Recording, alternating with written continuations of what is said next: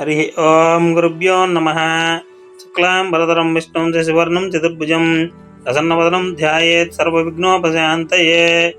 ఈ కార్తీక మాసంలో మనం పారాయణం చేస్తున్నటువంటి కార్తీక పురాణం 21వ అధ్యాయాన్ని గురించి ఇప్పుడు విందాం. 20వ అధ్యాయంలో పురంజయుడు యుద్ధరంగానికి దూకిన తరువాత జరిగినటువంటి వృత్తాంతాన్ని గురించి ఇప్పుడు తెలుసుకుందాం. కాంబోజాది రాజులకు పురంజయునకు భయంకరమైన యుద్ధం జరుగుతూ ఉన్నది.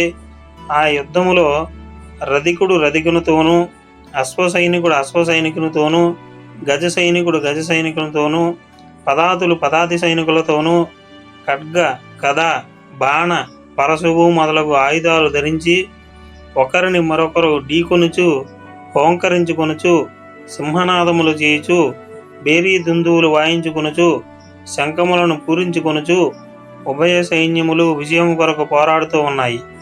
ఆ రణభూమినందు ఎటు చూచినా తెగిన మొండెములు, తలలు, చేతులు, ఆహాకారములతో దీనావస్థలో వినిపిస్తున్నటువంటి ఆక్రందనలు, ఆ మహాయుద్ధములో వీరత్వము చూపి చనిపోయిన ప్రాణులను తీసుకువెళ్ళడానికి దేవదూతలు పుష్పక విమానంపై వచ్చారు. భయంకరమైన ఆ యుద్ధము సూర్యాస్తమయము వరకు జరిగినది. కాంబోజాది రాజులు సైన్యము 3 అక్షౌహిణులు ఉన్న పురంజయుని సైన్యమును అతి సాహసముతో పట్టుదలతో ఎదిరించినది. పెద్ద సైన్యము ఉన్నను పురంజయునికి అపజయనమే కలిగినది. ఆనాటికి యుద్ధం ముగిసినది.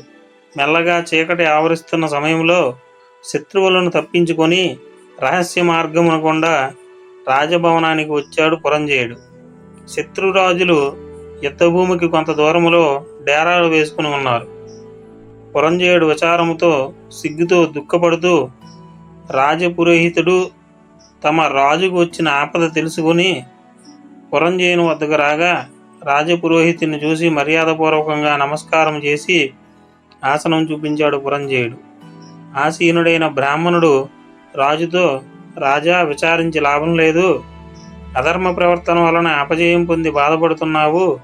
జయాపజయాలు దైవాధీనములని తెలుసుకునుము. నీవు చింతతో కృంగిపోవద్దు. శత్రురాజులను యుద్ధములో జయించి నీ రాజ్యము నీవు తిరిగి పొందవలనన్న సంకల్పం నీకు ఉన్నచో నా మాట విని దైవ కార్యం నిర్వహించు. ఇది కార్తీక మాసము.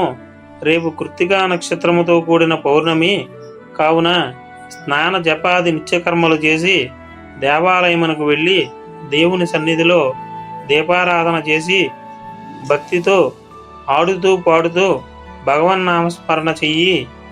ఈ విధముగా శ్రీమన్నారాయణుని సేవించుట వలన శ్రీహరి మిక్కిలి సంతోషించి నీ శత్రువులను చంపుటకు నీకు తగిన శక్తిని ఆయన ప్రసాదిస్తాడు.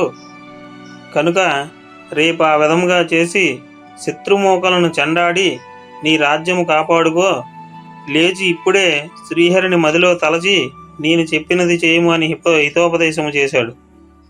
అపవిత్ర పవిత్ర వా నానావస్థాంగతోపి వా యస్మరేత్ పుండరీకాక్షం సబాహ్యాభ్యాంతర శుచి.